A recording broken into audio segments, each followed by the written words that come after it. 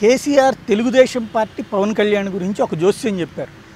ఆ జోస్యం తర్వాత తెలుగుదేశం పార్టీకి సంబంధించినటువంటి నాయకులు కానీ ఇప్పుడు భారతీయ జనతా పార్టీ నాయకులు కానీ మల్లగొల్లాలు పడుతున్నటువంటి పరిస్థితి ఉంది. ఎందుకంటే కేసీఆర్ వేగ్గా మాట్లాడేటువంటి దానికంటే కూడా రాజకీయ అంశాల గురించి కూలంకుషంగా చర్చించిన తర్వాతనే మాట్లాడతారు. కేసీఆర్ స్నేహితులు చేసినటువంటి సర్వేలో ఆంధ్రప్రదేశ్లో దాదాపుగా 43% ఓట్లు వైఎస్ఆర్సీపీ వైపుకుంటే 41.5% ఓట్లు తెలుగుదేశం పార్టీకి అనుకూలంగా ఉన్నాయి. భారతీయ జనతా పార్టీకి ప్రస్తుతం అయితే 2.5% ఓట్లు మాత్రమే. గతంలో 6 నుంచి 10% ఉంటే అది 2.5% ఓట్లకు పడిపోయింది. అది కూడా భారతీయ జనతా పార్టీని బద్నాం చేస్తే తెలుగుదేశం పార్టీ రోజు వేసినటువంటి ఎత్తులతో అక్కడ బీజేపీ బలహీనపడింది. అలాగనే అది తెలుగుదేశానికి లబ్ధి కాకుండా ఆ ఓట్ షేర్ కాస్త తటస్థ ఓటర్లు కాస్త వైసీపీ వైపుకి డైవర్ట్ అవుతున్నారు అన్నటువంటి విషయాన్ని ఇక్కడ కేసీఆర్ బయటపెట్టినటువంటి నిజం. ఈ నేపథ్యంలో ఓవరాల్గా ఆంధ్రప్రదేశ్లో పరిణామాలు ఇంకొకటి పవన్ కళ్యాణ్ గురించి కూడా కేసీఆర్ చాలా క్లియర్గా చెప్పారు. పవన్ కళ్యాణ్కి ప్రస్తుతం అయితే 2-3% మించి ఏమి పబ్లిక్లో ఇమేజ్ లేదు. అందులో చిరంజీవి చేసినటువంటి పని తర్వాత పార్టీని కూడా వదిలేసేయడం, పార్టీని విలీనం చేయడం లాంటి వ్యవహారం చూసిన తర్వాత పవన్ కళ్యాణ్ని వాళ్ళు ఆంధ్రాలో నమ్మట్లేదు అన్నటువంటి విషయాన్ని కూడా కేసీఆర్ చెప్పారు.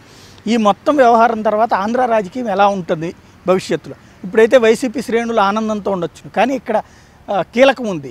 43% వైసీపీకి ఉంటే 41.5 ప్లస్ 2.5% అంటే 44% తెలుగుదేశం పార్టీను భారతీయ జనతా పార్టీకి ఉంది. ఇది మొన్న ఎన్నికల్లో వచ్చినటువంటి రిజల్ట్. ఎన్నికల సందర్భంగా 5 లక్షల ఓట్లే తేడా అనేది జగన్ చెప్తా ఉంటే ఇందులో హయ్యెస్ట్ ఓట్లు రాయలసీమ నుండి అలాగే పల్నాడుతో పాటుగా ప్రకాశం, నెల్లూరు జిల్లాల నుండి వచ్చినాయి. కోస్తా జిల్లాలన్నింటిలో హయ్యెస్ట్ ఓట్లు తెలుగుదేశానికి వచ్చినాయి. భారతీయ జనతా పార్టీతో పొత్తు వల్లనే తెలుగుదేశం పార్టీ అధికారంలోకి వచ్చింది. నాడు పవన్ కళ్యాణ్ తిరగడం వలన కొన్ని ఓట్లు కూడా తటస్థ ఓటర్ల ఓట్లు కూడా ఇటు పక్క కన్వర్ట్ అయినటువంటి పరిస్థితి. ఇప్పుడైతే బీజేపీతో పొత్తు లేకుండా తెలుగుదేశం ఒంటరిగా వెళ్తే కనుక దెబ్బతింటుంది అన్నటువంటి విషయం దీనివల్ల ఒకటి క్లారిటీ వస్తుంది. ఇంకోటి పవన్ కళ్యాణ్ మేల్కోవాల్సినటువంటి అంశం కూడా ఈవేళ కేసీఆర్ చెప్పినటువంటి ఎన్నికల సర్వే వల్ల బయటపడుతుంది.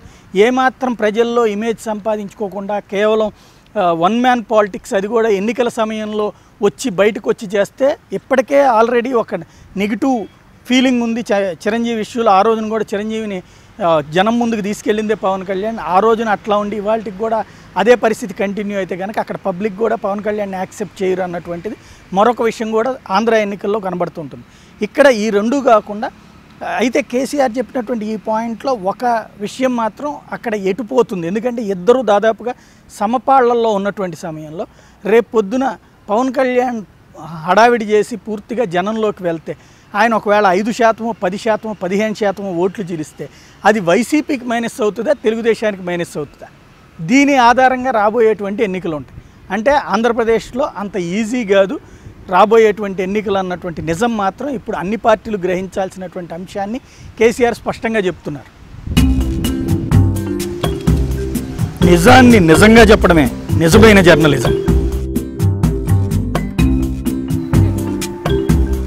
అవాస్తవాలతో కూడిన వార్తలు సృష్టించేదే జర్నలిజం. ఒక అంశాన్ని అవగాహనతో చర్చించుకుందాం, నిర్భయంగా నిర్మోహమాటంగా మాట్లాడుకుందాం. సమాజంలో మంచి మార్పును కోరుకునే సామాన్యుల్లో ఒకడు మీ జర్నలిస్ట్ సాయి.